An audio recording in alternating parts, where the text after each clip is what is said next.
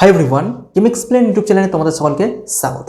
আমরা কন্টিনিউ করছিলাম জৈব রসায়নের লেকচার সিরিজ। আজ জৈব রসায়নের ভিডিও নাম্বার 18। ঠিক আছে, দেখো আমি বলেছিলাম যে আইবিসি নমেনক্লেচার বেঞ্জিন ডেরিভেটিভসটাই সমাপ্ত, অর্থাৎ নমেনক্লেচারের পার্টের বলছি। ঠিক আছে, কিন্তু অ্যাকচুয়ালি যে আমি তারপর লক্ষ্য করলাম যে না, সালফোনিক অ্যাসিড এটা তোমার হচ্ছে কি করানো হয়নি। তাই আজকের এই ভিডিওতে অনলি আমি সালফোনিক অ্যাসিড আছে কিনা কভার করে দিচ্ছি। বেশিক্ষণের ভিডিও না, ওই 10-15 মিনিট হয়তো ভিডিওটা হচ্ছে হবে। ঠিক আছে, তাহলে সালফোনিক অ্যাসিডটা দেখো কিভাবে করবে। দেখো, সালফোনিক অ্যাসিডের জন্য আমরা যে প্রিফিক্স যেটা ব্যবহার করি না, কি প্রিফিক্স না, সালফোনিক অ্যাসিডের জন্য যে প্রিফিক্স হয় সেটা হচ্ছে কিনা সালফো তোমার হচ্ছে কিনা প্রিফিক্স আমরা হচ্ছে ইউজ করি। ঠিক আছে, সালফোনিক অ্যাসিডের জন্য। অ্যান্ড নেক্সট তোমার হচ্ছে কিনা সাফিক্স। তাহলে আমরা কি ইউজ করি স্যার না, সাফিক্স হচ্ছে আমরা যেটা ইউজ করি না, সেটা তোমার হচ্ছে কিনা সালফোনিক অ্যাসিডই হচ্ছে আমরা কিনা সাফিক্স হিসেবে ইউজ করি। তাহলে প্রশ্ন হচ্ছে স্যার না, সাফিক্স না স্টার এটা আমরা কি ইউজ করি সাফিক্সটা হিসেবে? সাফিক্সটা হিসেবে আমরা কোনো কিছু হচ্ছে ইউজ করি না। ঠিক আছে, অর্থাৎ এটা যদি সরাসরি বেঞ্জিনের সাথেও যুক্ত থাকে, মানে বেঞ্জিন বা তোমার হচ্ছে কোনো রিং জাতীয় যৌগের সাথে যুক্ত থাকে, ঠিক আছে, সেখানেও আমরা হচ্ছে কিনা সাফিক্স হিসেবে তোমার হচ্ছে না সালফোনিক অ্যাসিড বলবো। ঠিক আছে, এখানে কোনো রুল নেই, জাস্ট সাফিক্স হলেই তোমার হচ্ছে কিনা সালফোনিক অ্যাসিড। ঠিক আছে, এই সাফিক্স আর সাফিক্সটার বলে এখানে আলাদা কিছু হয় না, একটাই হচ্ছে হয়। ঠিক আছে, বেশ। আর তোমার যে প্রিফিক্স হিসেবে কিনা সালফোর, যখন এই সালফোনিক অ্যাসিড বলতে কোনটা না, SO3H। ঠিক আছে, এটা দেখে তুমি হচ্ছে বুঝতে পারো যে এটা হচ্ছে সালফোনিক অ্যাসিড। এটা তোমার হচ্ছে কিনা যখন গ্রুপ হিসেবে ইউজ হবে তখন কি প্রিফিক্স, সেই প্রিফিক্সটা কি আছে না, সালফো তোমার হচ্ছে কিনা প্রিফিক্সটা তোমার হচ্ছে কিনা আসে। ক্লিয়ার? নিশ্চয়ই বুঝতে পেরেছো। ওকে, ধরা যাক প্রথমে এটা নাও, ধরা যাক এটা নাও।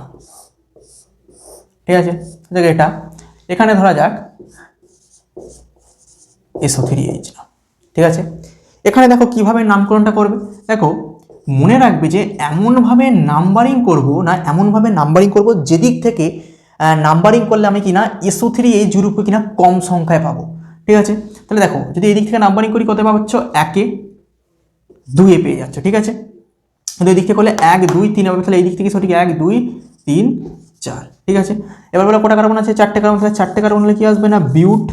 আচ্ছা দেখো, বিউট, তারপর হচ্ছে 2 তোমার হচ্ছে ডাবল বন্ড, তাহলে হচ্ছে 2 ইন, অ্যান্ড তোমার হচ্ছে কিনা 2 তোমার হচ্ছে কি আছে না, সালফোনিক অ্যাসিড। তাহলে এটার নাম কি হলো যে না, বিউট 2 ইন 2 সালফোনিক অ্যাসিড। ক্লিয়ার? নিশ্চয়ই বুঝতে পেরেছো।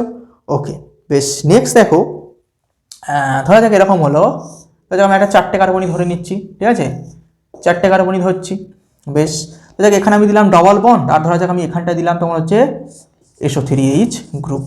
ঠিক আছে, তাহলে বলো এই দিক থেকে নাম্বারিং করবে না এই দিক থেকে নাম্বারিং করবে? অবশ্যই নাম্বারিং করবে এই দিক থেকে। কারণ কি, এই দিক থেকে ডবল বন্ড আর হচ্ছে SO3H, অর্থাৎ ফাংশনাল গ্রুপের মধ্যে কার প্রায়োরিটি বেশি? ফাংশনাল গ্রুপের। তাই তোমাকে ফাংশনাল গ্রুপ কি হচ্ছে কম সংখ্যায় পেতে হবে। দেখো এই দিক থেকে যদি তুমি নাম্বারিং করো, ফাংশনাল গ্রুপ কত পাবে, 1 2 3 4। আর এই দিক থেকে নাম্বারিং করলে কি ফাংশনাল গ্রুপকে তুমি হচ্ছে কত, 1 পেয়ে যাবে। যেহেতু এর প্রায়োরিটি তাই একে কমেতে পেতে, তাহলে এই দিক থেকে নাম্বারিং সঠিক 1 2 3 4। ঠিক আছে, তাহলে কি কটা কার্বন, তাহলে 4টে কার্বন। তাহলে 4টে কার্বন হলে কি বিউট। আচ্ছা 3 তোমার হচ্ছে কি আছে না, ডাবল বন্ডের জন্য ইন, আর তোমার হচ্ছে 1 কিনা সালফোনিক অ্যাসিড, তাই না? এস যেহেতু কংসনের, তাই এখানে এটা হচ্ছে কিনা কাটবে না। ক্লিয়ার? নিশ্চয়ই বুঝতে পেরেছো। ওকে, নেক্সট দেখো, এই জৈব যৌগগুলো দেওয়া আছে। এই জৈব যৌগগুলোর ক্ষেত্রে তোমাকে আইপিসি নমেনক্লেচার তোমার সেখানে করতে হবে। দেখো প্রথমে দেখো, প্রথমে এই এক্সাম্পলের ক্ষেত্রে দেখো। ঠিক আছে, দেখো COOH গ্রুপ এবং SO3H গ্রুপ, এই দুটোর মধ্যে কার প্রায়োরিটি বেশি তুমি বলো?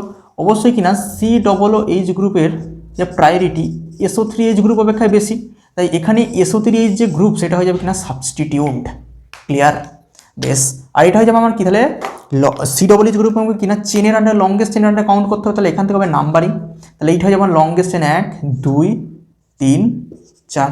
তাহলে আমার এটাও হয়ে যাবে আমার কিনা সাবস্টিটিউট। আর দেখো যখন SO3H গ্রুপটা কিনা সাবস্টিটিউট হয় তখন কি প্রিফিক্স হয় না, সালফো প্রিফিক্সটা আছে। ঠিক আছে, সালফো। বেশ। আর তাহলে দেখো এবার নামটা দেখো, তাহলে কি 3 কি আছে না, 3 সাইক্লো না প্রোপাইল, তাহলে কিনা সাইক্লোপ্রোপাইল গ্রুপ। দেন তোমার হচ্ছে কিনা 2 কি আছে না, সালফো। 2 তোমার কি আছে না, সালফো গ্রুপ। বেশ, এবার কটা, 1 2 3 4টে কার্বন। তাহলে 4টে কার্বন হলে কি হবে, বিউট। আচ্ছা 3 তোমার কি আছে না, ইন। আচ্ছা, তাহলে সি ডবল এইচ গ্রুপের জন্য কী হবে না, উইক অ্যাসিড, তাহলে হচ্ছে 1 উইক অ্যাসিড।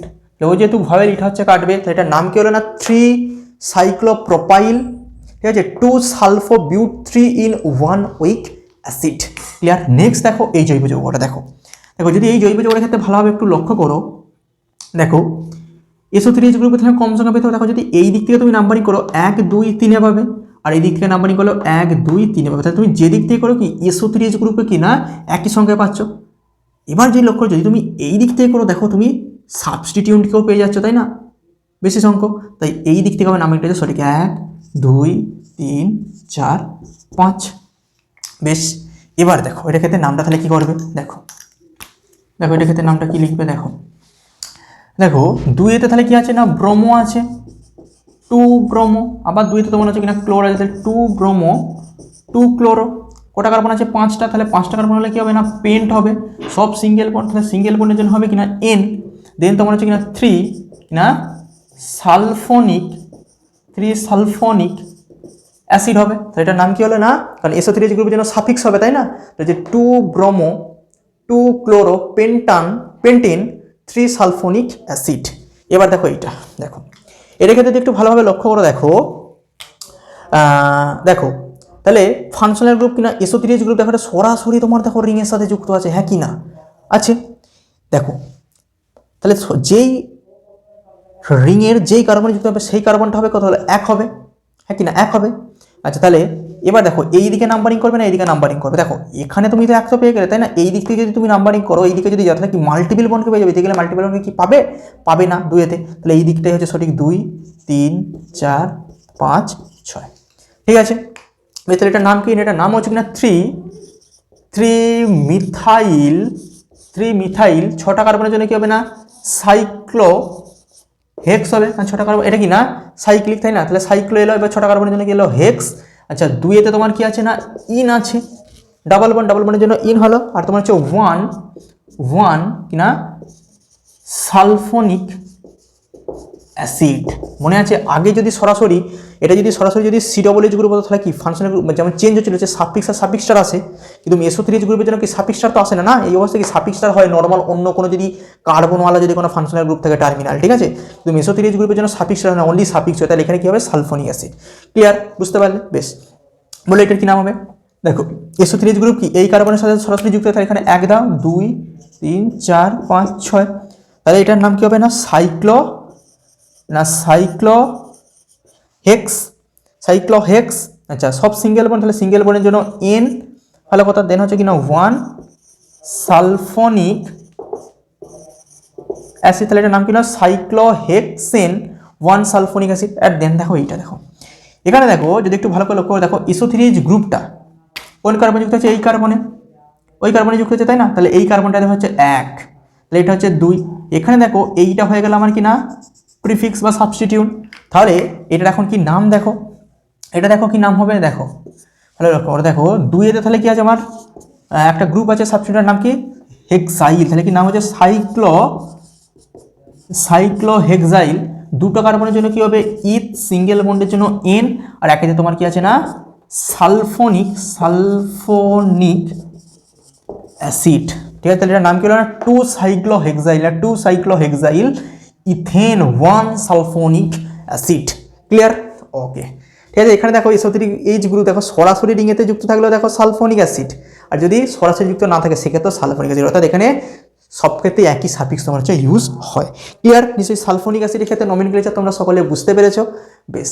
ঠিক আছে, তাহলে ভালোভাবে পড়াশোনা করো, দেখা হচ্ছে তোমার সাথে পরবর্তী নতুন একটা ভিডিওতে। ঠিক আছে, তোমরা যদি চ্যানেলে নতুন হয় অবশ্যই চ্যানেলটিকে সাবস্ক্রাইব করে নিও। থ্যাংক ইউ, ভালোভাবে পড়াশোনা করো।